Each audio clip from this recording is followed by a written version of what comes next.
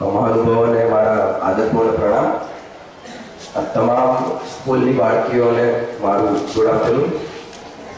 પડકાર પ્રોગ્રામની શરૂઆત થોડું આપણે પાછળ જઈએ તો સુરતથી થઈ છે. જ્યારે હું 3 વર્ષ પહેલા યુએસથી એડવાન્સ વુમન અગેન્સ્ટ રેપ અને ડોમેસ્ટિક અબ્યુસીસની ટ્રેનિંગ લઈને આવ્યો, ત્યારે સુરતના એક જાણીતા સોશિયલ વર્કર છે ગીતાબેન શ્રોફ, જેમણે મને ખૂબ જ મોટિવેટ કર્યો સુરતની બાળકીઓ માટે આ પ્રોગ્રામ સ્ટાર્ટ કરવા માટે. અને મેં 3 વર્ષમાં 160 વર્કશોપ આપ્યા.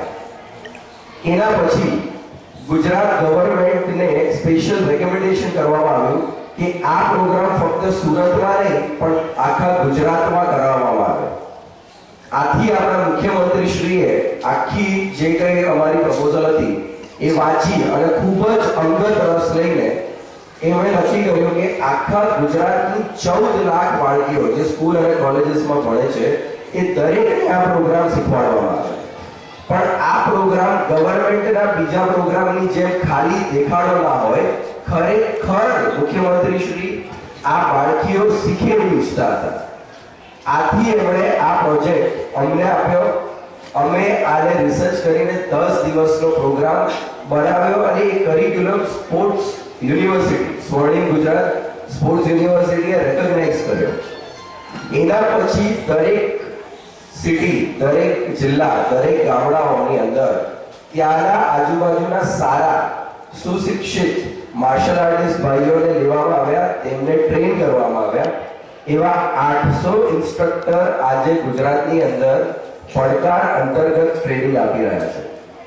ત્યાર પછી સરકારશ્રીના અનુરોધ દ્વારા સ્કૂલોએ એમાં રસ દાખવ્યો અને મને કહેતા આનંદ થાય છે કે પહેલા ફેઝની અંદર અમારો ટાર્ગેટ હતો 1.5 લાખ છોકરીઓને શીખવાડવાનું, પણ 1,70,000 રજીસ્ટ્રેશન આવ્યા અને ઇન્સ્ટ્રક્ટરોની કમી હોવાને કારણે અમે આ રજીસ્ટ્રેશન બંધ કરી દીધા. 1,70,000 છોકરીઓને આ ફર્સ્ટ ફેઝમાં ટ્રેનિંગ આપવામાં આવી છે 10 દિવસની.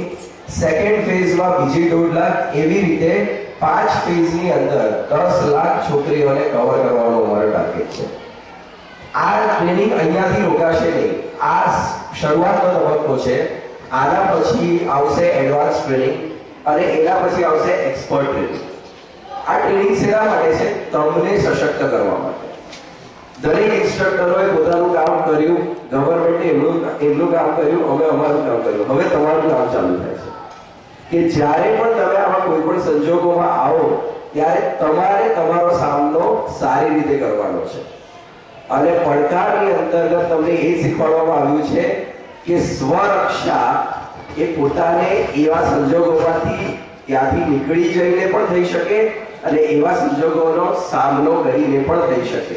અગત્યનું છે પોતાનો જીવ બચાવવો. એટલે આવી જ મેન્ટલ એલર્ટનેસની સાથે ફિઝિકલ એલર્ટનેસ રાખીને તમે પોતાનું સ્વરક્ષણ કરી શકો એવો અમારો પ્રયાસ છે, સરકારશ્રીનો પ્રયાસ છે. અને આપણે એ માનવું જ રહ્યું કે આખા ભારતમાં પહેલું સ્ટેટ ગવર્નન્સ એવું છે કે જે તમારા માટે આટલું બધું ડીપલી વિચારે છે અને આગળના વર્ષોમાં પણ આ ટ્રેનિંગ કન્ટિન્યુ જ રહેશે એવું એમની ખાતરી આપવામાં આવી છે.